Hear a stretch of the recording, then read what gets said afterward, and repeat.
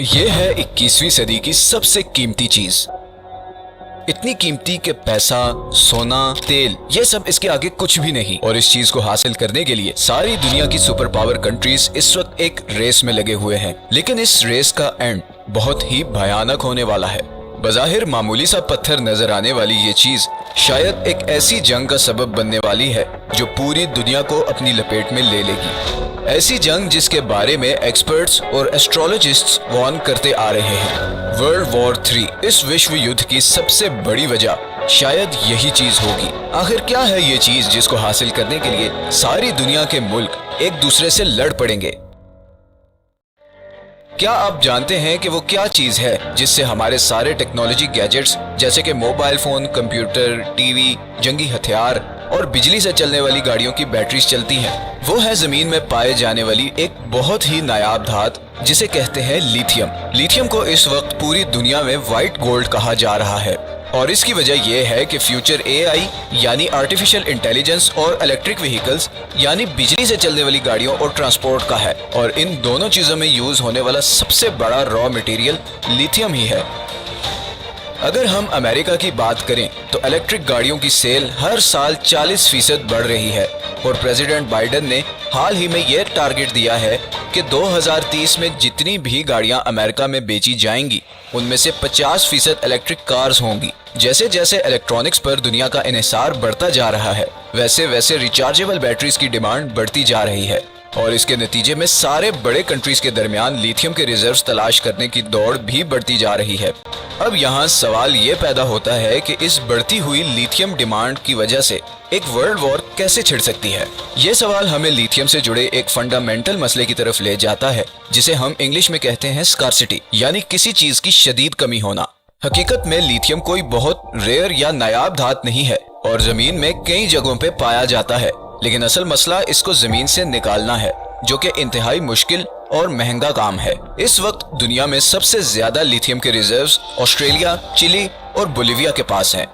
चौथे नंबर पर चाइना आता है। चाइना दुनिया का 80% लिथियम प्रोड्यूस करता है और इलेक्ट्रिक कार्स की बढ़ती हुई डिमांड को पूरा करने के लिए बहुत एक्टिवली दूसरे कंट्रीज में लिथियम रिजर्व बनाने में मगन है, जिसमें अफ्रीका के बहुत से कंट्रीज भी शामिल हैं। इसी तरह चाइना की नजर अफगानिस्तान के लिथियम रिजर्व्स पर भी है और उनको हासिल करने के लिए वो अफगान तालिबान के साथ ऑलरेडी डायलॉग स्टार्ट कर चुका है। 2030 तक चाइना तकरीबन 100 और लिथियम आयन प्लांट्स लगा चुका होगा, जिसका मतलब ये है कि दुनिया की 85% लिथियम बैटरीज चाइना बना रहा होगा। और इस हिसाब से तो चाइना वाकई में 2030 तक दुनिया की सुपर इकोनॉमी बन चुका होगा। अब चाइना इतनी स्ट्रॉन्ग पोजीशन तक कैसे पहुंचा, ये हम किसी और वीडियो में कवर करेंगे। असल सवाल ये है कि क्या अमेरिका, जो कि चाइना का सबसे बड़ा राइवल और मौजूदा दुनिया की सुपर पावर है, इतने आराम से चाइना को वो चीज हासिल करने देगा जिस पे सारी दुनिया का फ्यूचर डिपेंड करता है? इस सवाल के जवाब के लिए हमें जाना पड़ेगा 2001 में। आप में से अक्सर लोगों का ख्याल होगा कि अमेरिका का अफगानिस्तान पे हमले का मकसद शायद तालिबान को खत्म करना था। कुछ लोगों का ये भी ख्याल है कि असल वजह ओपियम हासिल करना था। लेकिन 2010 में अमेरिकन स्टेट डिपार्टमेंट की पब्लिश होने वाली रिपोर्ट कुछ और ही कहती है। इस रिपोर्ट में ये इंकशाफ हुआ है कि अफगानिस्तान में $1 ट्रिलियन के लिथियम रिजर्व्स हैं, जो कि शायद चिली और ऑस्ट्रेलिया के बाद दुनिया में तीसरे सबसे बड़े लिथियम रिजर्व्स हैं। और अमेरिका के अफगानिस्तान में घुसने की असल वजह थी यही लिथियम रिजर्व्स, क्योंकि इस वक्त अमेरिका के पास रिफाइंड लिथियम के सिर्फ 8% रिजर्व्स हैं और इलेक्ट्रिक कार्स की डिमांड को पूरा करने के लिए अमेरिका को लगभग 5 लाख मेट्रिक टन लिथियम की जरूरत है। और दूसरी तरफ ही अमेरिका के अफगानिस्तान से जाने के बाद चाइना ऑलरेडी अफगानिस्तान पे नजरें गाड़ी बैठा है।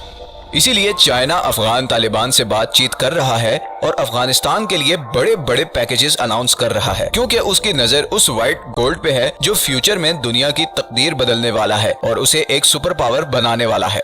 इसीलिए बहुत से एक्सपर्ट्स के मुताबिक अफगानिस्तान से अमेरिका का निकल जाना शायद ऐसा ही है जैसे अमेरिका ने खुद अपने हाथ से फ्यूचर की सुपर पावर सीट चाइना को दे दी हो। लिथियम की डिमांड इतनी ज्यादा बढ़ गई है कि इसकी प्राइस में पिछले 1 साल में 500% इजाफा हुआ है।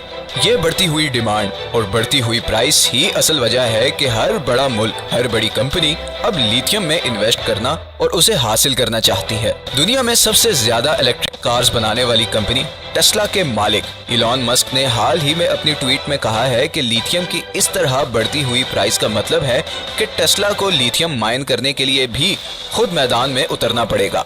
इस सारी सूरत हाल को देखते हुए ऐसा लगता है कि अमेरिका खुद को इस वक्त शायद उसी पोजीशन पर ले आया है जिस पोजीशन में 1941 में जापान था और उसने पर्ल हार्बर पर हमला किया था। जिस फ्रस्ट्रेशन ने जापान को ये कदम उठाने पर मजबूर किया था, वैसी ही फ्रस्ट्रेशन का शिकार इस वक्त अमेरिका है और वो भी ऐसा कोई कदम किसी भी वक्त उठा सकता है।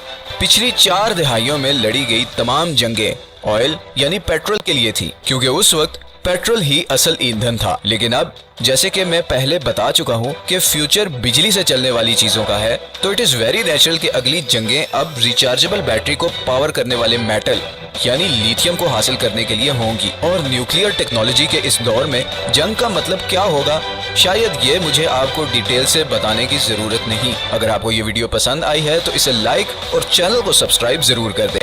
हमने अभी बहुत से इंटरेस्टिंग टॉपिक्स पर वीडियोस बनानी है, तो आपकी सपोर्ट बहुत ज़रूरी है। अगर आपके पास कोई सजेशंस हैं तो नीचे कमेंट्स में ज़रूर बताएं। मिलते हैं नेक्स्ट वीडियो में, अपना ख्याल रखिएगा।